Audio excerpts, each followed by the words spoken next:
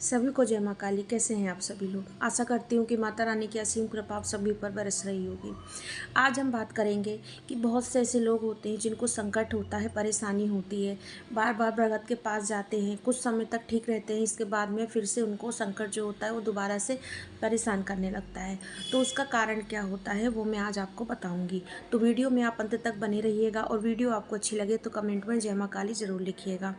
देखिए, जब भी किसी को कोई संकट होता है, संकट किसी भी तरह का हो सकता है, तो उसको वो जब मनुष्य परेशान होता है, इंसान परेशान होता है, तो वो क्या करता है, उसको कुछ नहीं सोचता है। वो सोचता है कि कैसे भी हमें इसका जो समाधान है वो बहुत जल्दी मिल जाए, और वो भगत के पास जाता है, दिखाने जाता है कि किसी तरह से समाधान हो जाए। किसी भी दरबार में जाता है। अब क्या होता है, जब भी जिस भी दरबार में वो जाते हैं तो वहाँ से उनको पूजा पाठ बताई जाती है, उनको कुछ नियम बताए जाते हैं।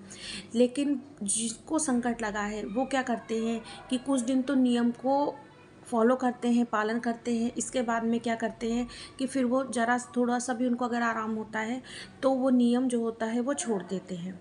देखिए, कोई भी संकट अगर आपके शरीर में है, किसी भी तरह का संकट है, तो वो 100% एक बार में, 2 बार में बिल्कुल नहीं जा सकता है। उसका कुछ ना कुछ प्रभाव आपके शरीर में रहता ही है। तो अगर आप उसको पूरे नियम से आप नहीं करते हैं, कोई भी कार्य जो आपको बताया गया नियम है, तो वो जो संकट है वो आपको दोबारा से परेशान कर सकता है। इसी के लिए अगर कोई भी संकट है आपको, तो आपको जहाँ भी आप भगत के पास जाते हैं, वहाँ से जो भी नियम आपको बताए जाते हैं, वो नियम आपको पूरी तरीके से पालन करना चाहिए। जैसे कि कुछ नियमों में पूजा पाठ होता है, साधनाएँ होती हैं, हवन होते हैं, खाने पीने में कुछ नियम होते हैं, लेकिन कंट्रोल नहीं होता है। और क्योंकि हम कुछ त्याग तो कर नहीं सकते हैं भगवान के लिए, तो हमें रहा नहीं जाता है और हम वो नियम का पालन नहीं करते हैं।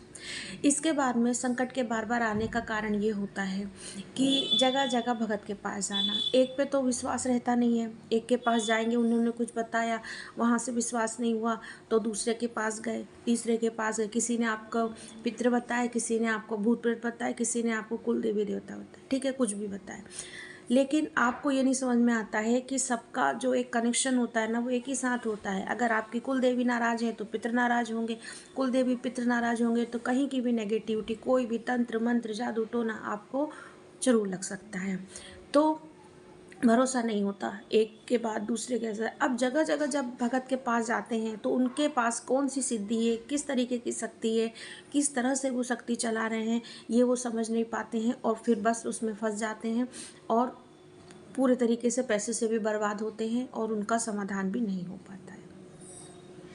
एक कारण यह भी है कि आपका जब तब पूजा पाठ, आप सबको इंस्टेंट चाहिए कि फ़र्क हो जाए, जल्दी हो जाए, लेकिन आप खुद कुछ नहीं करना अगर चाहेंगे तो वो चीज़ फ़ायदा नहीं कर सकती है।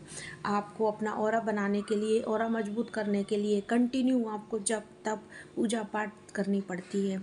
अगर आप वो नहीं करेंगे, आप सोचेंगे कोई भी भगत आपका संकट काट देगा, तो वो अपनी ऊर्जा से, अपनी शक्ति से आपका संकट तो काट सकता है, लेकिन कभी ना कभी तो उसकी शक्ति जो होती है वो कम हो सकती है और वो फिर संकट आपको दोबारा हो सकता है। इसीलिए आपको अपना ऑरा, अपनी शक्ति, अपना जो खुद का जो आपका पूजा पाठ के बल से आपको अपना ऑरा प्रबल बनाना चाहिए।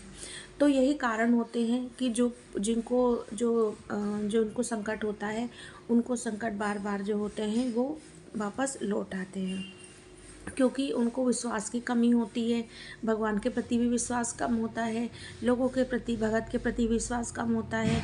अपनी शक्ति को कहीं भी ले जाके ओपनली बिल्कुल खोल के कि हमको ये शक्ति आ रही है, सामने वाले को नहीं जानेंगे और इस तरह से फंस जाते हैं। तो आप ना फंसिए। अगर आपके साथ ऐसा है तो आपको जहाँ भी आप जा रहे हैं, दिखा रहे हैं, तो आप उस तरीके से पूजा पाठ करिए और संकट को अपने से दूर कर सकते हैं।